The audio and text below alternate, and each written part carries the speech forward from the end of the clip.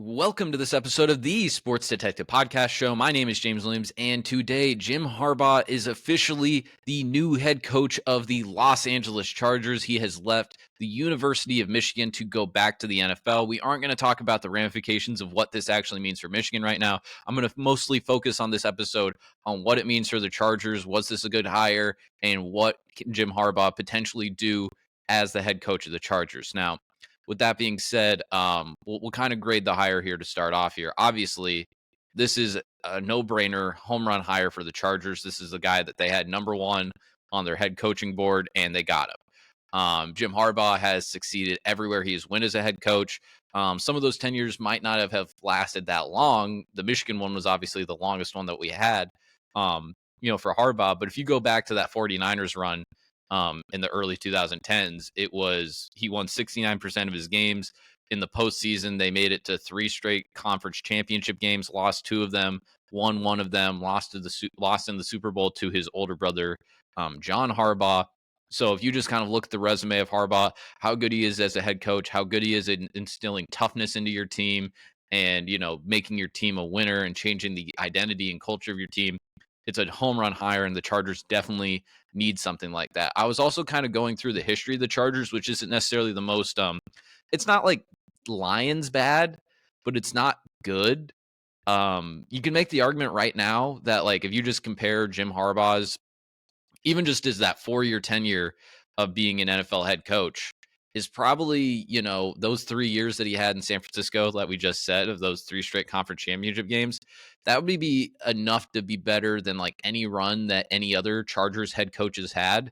You can maybe say like the Norv Turner years were like all right. Bobby Ross took them to a Super Bowl with Dan Fouts in the 90s, but just the accomplishments right there. So obviously, absolute slam dunk home run hire for the Chargers. Every team that had a head coaching head coach opening in the NFL would have taken Jim Harbaugh in a blink of an eye. So shout out to the Chargers for pulling that off, though. As far as can Harbaugh succeed with the Chargers, I obviously think they will succeed. I think they will win a lot of games. Honestly, guys, though, and it's very easy to say this because obviously the odds are in my favor with saying this, but I don't think Jim Harbaugh will win a Super Bowl with the Chargers. I don't think he'll do it. And that was obviously his goal of when he left. I honestly think if I were Jim Harbaugh, and he interviewed with the Falcons, I honestly think he should have chose the Falcons because, and here's why. I think sometimes when you make your head coaching decision and you go to a division, I think that matters in the NFL because you play your division 6 games a year. And when you talk about the playoffs, having home field can be very, very important. And if you're talking about, and not even just having home field, but like if you have an easier division, the road to get to the playoffs is just significantly easier. And if you look at that NFC South, you have the Saints that have kind of been like, haven't been able to figure out the quarterback position, kind of middle of the road. The Panthers that are an abject disaster. Tampa, who they did make the playoffs this year, won a playoff game this year, but Baker Mayfield, is he really going to be a guy that's like, going to be the Tampa Bay Buccaneers quarterback for the next 10 years and run that division? A little bit pessimistic on that happening. So like that Falcons, if Harbaugh would have came in there, they still have some talent.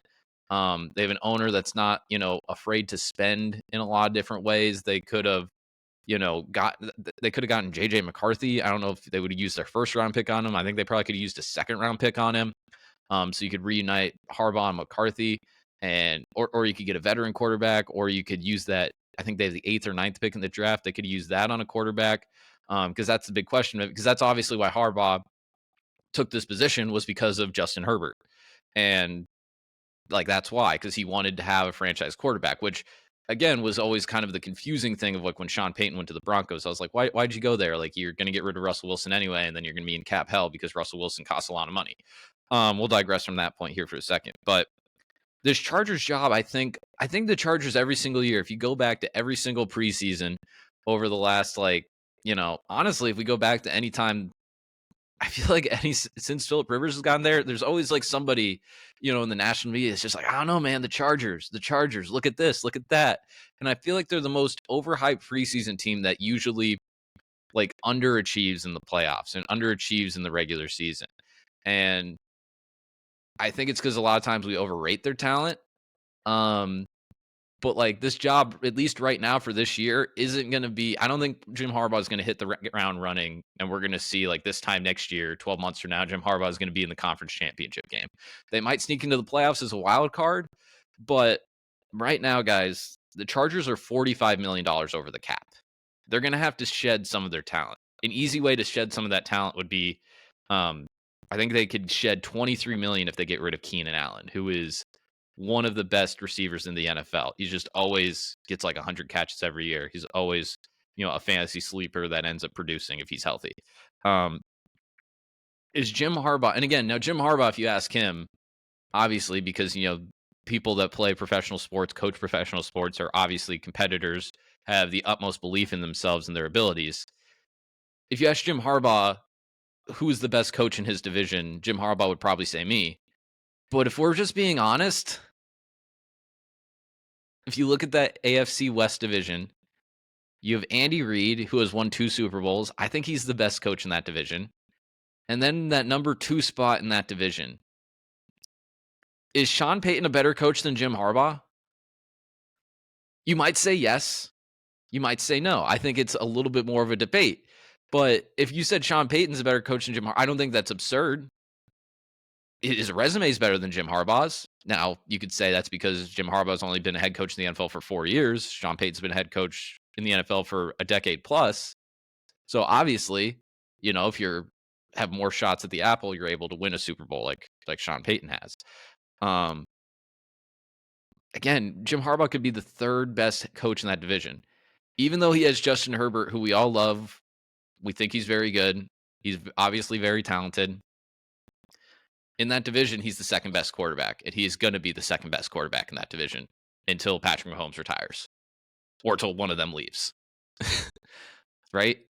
Like, he's just not going to be better than Patrick Mahomes. So you always have that working against you here. I was looking back at those 49ers years with Harbaugh because I was like, okay, how did they succeed? Why did they succeed? And very much in the way that like the 49ers succeeded in those Harbaugh years was very much the same way his Michigan teams at the end succeeded. They were ball control. They were establish a running game, win the turnover battle, and we are going to have, this suffocating physical defense. Because if you look at those 49ers defensive numbers for those years, they were top 5 in the NFL every single year.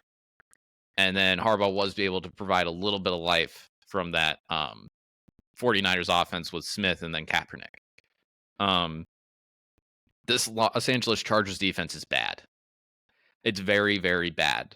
We all remember the Thursday night game earlier this year against the Raiders, when the Raiders with Aiden O'Connell, a 4th round or 5th round or whatever round he was drafted, rookie quarterback, dropped 70 on him, dude. I think it was 70. It's close to 70. It was so much, I think it was 70. It was an absolute gobsmacking. And like, this is, I think, we look at that hire. We look at how we view the Chargers every single year. We look at Justin Herbert and his talent. And I think we think that this is going to be, hit the ground running with Harbaugh, and they're going to be in the playoffs next year and competing for a Super Bowl. My point here in saying this, guys, is I think it's going to take a while here.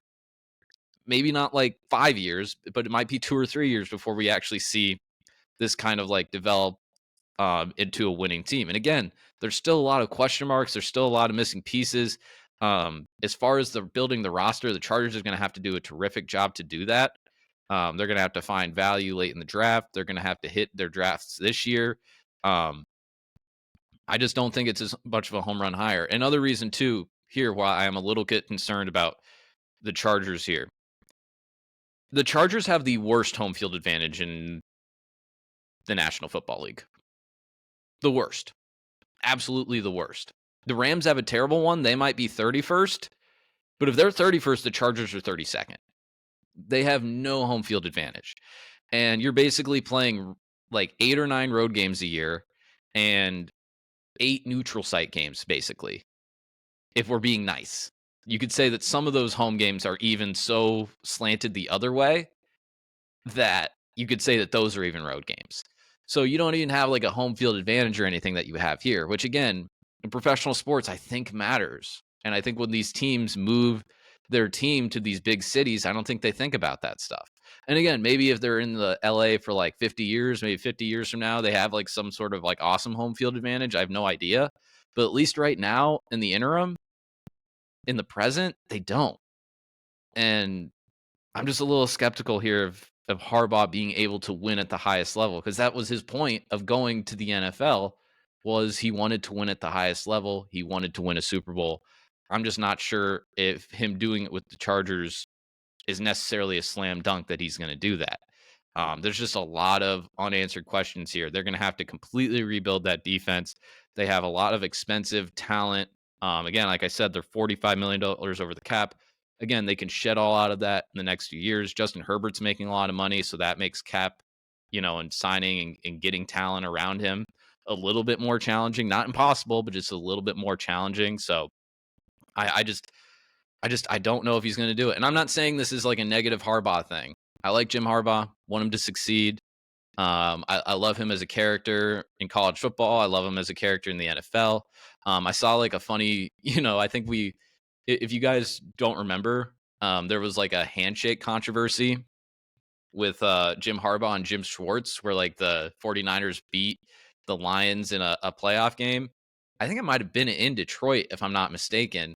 And Harbaugh like went and like did like a very like quick, aggressive like shake of the hand with Jim Schwartz, where it was like very like immediate and like, not how you typically do it.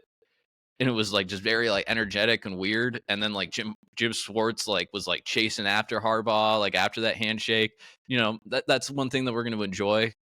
With Harbaugh being back in the NFL, we might have more stories like that. He's just kind of a weird, quirky guy. So I root for him, obviously. We root for the fun characters in the world of sports. So I just don't know. I have my skepticism of how, if the Chargers can actually ever get over the hump, because there's just a lot of in the division the way it currently is, and just the fact that they don't have a home field advantage. Now, again, it's not impossible. Like we said, the Rams won a Super Bowl with no home field advantage, but or a minimal home field advantage, but I still think that stuff matters, and I think it puts you, it's a little bit of a disadvantage. It's an advantage that you don't have. We should say is maybe a better way to put that. Other teams like Kansas City playing in Arrowhead, all those games that helps them.